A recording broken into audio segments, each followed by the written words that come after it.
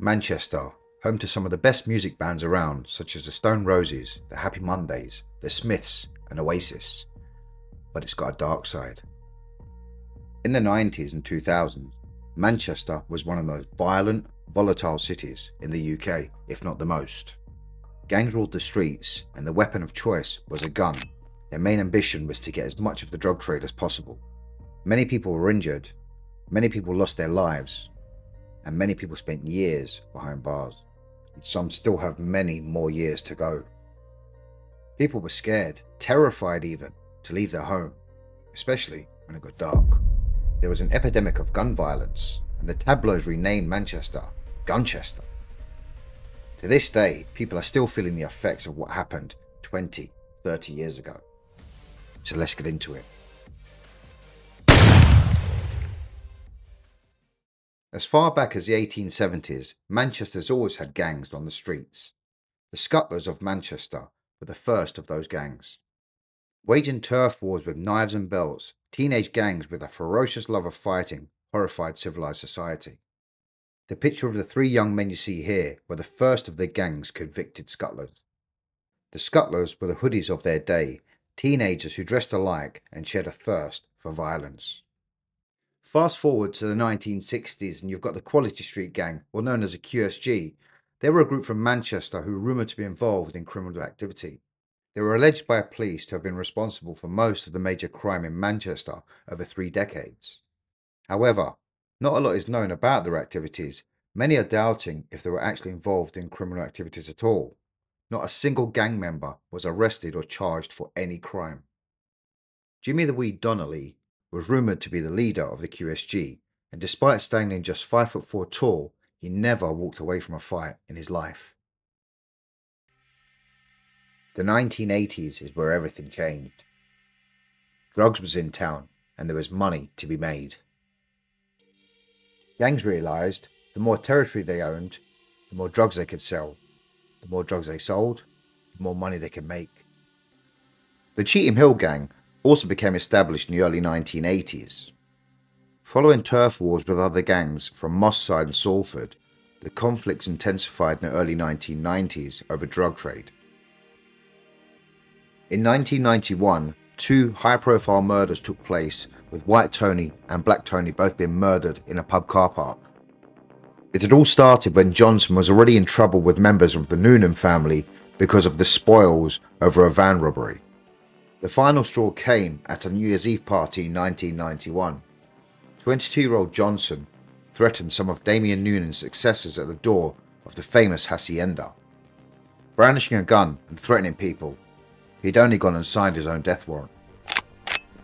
On the 22nd of February 1991, Johnson and Tony Mackay were in the car park of the Penny Black pub in Manchester. They were asked if they were carrying weapons. When they said no, shots were fired.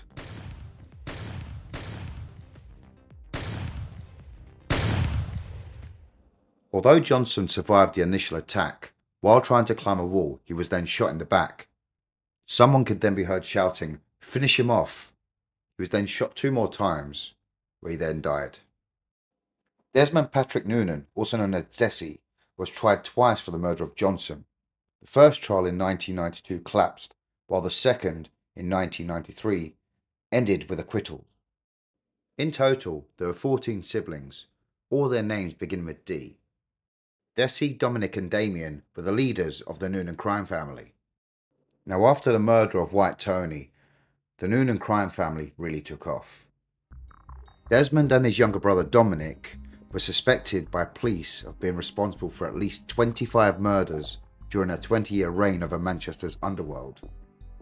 By the end of the 90s, they had been involved in dozens of robberies and had a stranglehold on most of the nightclub security in many of England's major cities.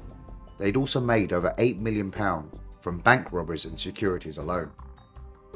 Desmond's strength and power in Manchester's underworld increased dramatically, which allowed him to be the prime peacemaker in Manchester for the underworld. Other gangland figures participating in the truce were Paul Massey, Paul Flannery, and apparently Jimmy the Wee Donnelly. But, like all good things, everything comes to an end. In July 2003, Damian Noonan was killed in a motorbike accident while he was on holiday in the Dominican Republic. Now this would be the beginning of the end for the Noonan crime family. Hundreds of people lined the streets of Salford as an 18-piece bagpipe band led by the horse-drawn funeral procession. To an outsider looking in, it might have seemed a bit odd that a nightclub bouncer, Damian Noonan, was being laid to rest with all the pomp and ceremony of a mafia don, but those in the know knew who the man really was. Less than 2 years later, on the 19th of March 2005, another tragedy struck. The Noonan family had lost another brother. On the night of the 18th of March 2005, Desmond Noonan was drinking in the Park Public House in Wythenshawe at around 11:30 p.m. A short while later, his wife Sandra received a call from Desi asking her to pick him up as he had just been stabbed and he was in the suburb of Chorlton. By the time that she had arrived, Noonan was already lying unconscious. She called an ambulance, but Noonan had died of his wounds before he reached the hospital. His funeral was held in South Manchester on the 22nd of April 2005. It was attended by hundreds of local residents with a kilted pipe band. He was only 45 years old and was the second brother to die in as many years. Noonan's killer, Derek McDoufus, a drug dealer from South Manchester, was found guilty of his murder and sentenced to 15 years. Although only sentenced to 15 years, he was placed in solitary confinement for his own protection. He was released in 2020. Fast forward to 2016, and the final of the three brothers, Dominic Noonan, was sentenced to 11 years in prison after being convicted of arson, blackmail, and perverting the course of justice. And then in May 2018, he was convicted of 13 historical sex offences against underage males and was given a further 11 years in prison.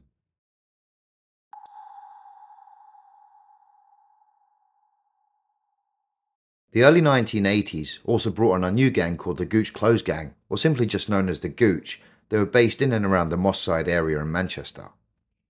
This gang, with over 250 members, was responsible for drug trafficking, weapon trafficking, robbery, kidnapping, prostitution, extortion, and murder. The Gooch is part of an alliance of Crip gangs and had violent disputes with many of the South Manchester gangs, most notably the Doddington Gang, formerly known as the Pepper Hill Mob, and the Moss Side Bloods and the Longsight Crew. They got their name from when young men would hang around a shebeen on Gooch Close selling drugs. But in the mid-1990s, Alexandria Park Estate was redeveloped and the street was redesigned and its name changed to Westerlin Way. The leaders of the Gooch Gang, who were known as Colin Joyce, also known as Piggy, and Lee Amos, who was known as Cabo. The brutal pair rose through the ranks from teen tearaways to gangland enforcers who terrorised the city for years. The gangsters graduated from stealing drugs and money to horrific gun crime, leading to one cop to brand them psychopaths who shoot for fun. The downfall of the gang leaders started in June 2007.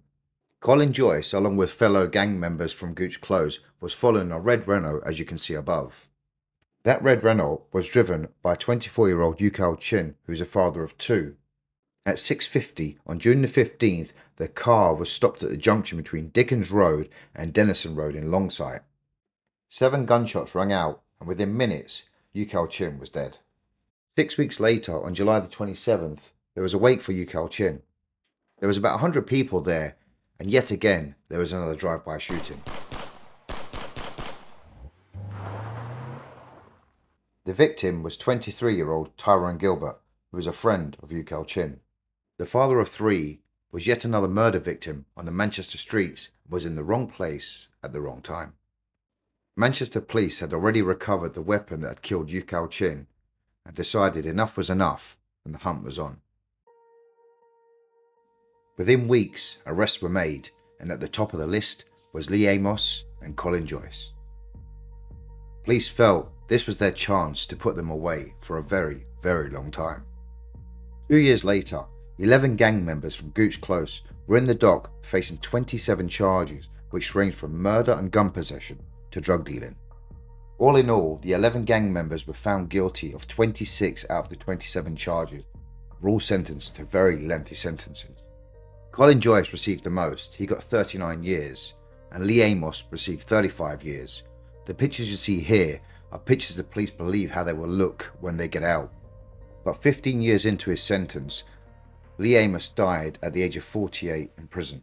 On Monday the 22nd of April this year, so less than 2 weeks ago, Lee Amos at 48 passed away, and currently there's an investigation. Detectives said the gang were among the most dangerous men in Manchester. After their arrest, police said there had been a 92% reduction in gang-related shootings in the city. Wow, that just shows you.